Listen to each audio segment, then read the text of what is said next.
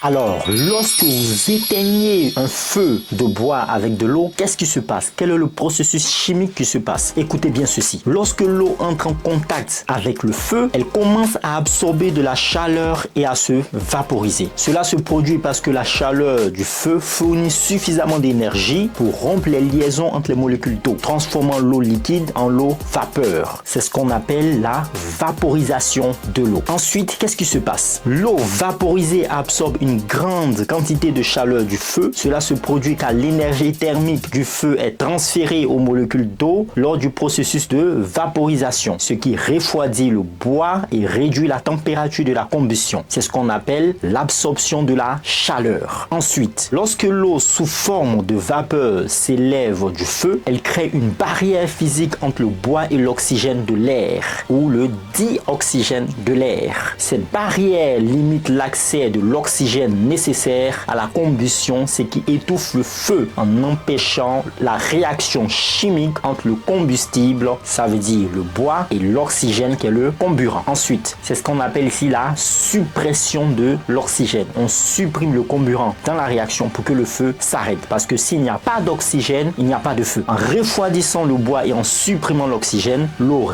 vaporisée réduit la vitesse des réactions chimiques à l'intérieur du feu. La réduction de la température et de l'apport en oxygène diminue l'activité des atomes et des molécules du bois, ce qui ralentit le processus de combustion. C'est ce qu'on appelle la réduction de la vitesse de réaction. Grâce à ces quatre processus, la vaporisation de l'eau, l'absorption de la chaleur, la suppression de l'oxygène, la réduction de la vitesse de réaction. Puis sachez que à chaque fois que vous mettez de l'eau sur un feu de bois, ce feu subit ces quatre étapes pour éteindre le feu.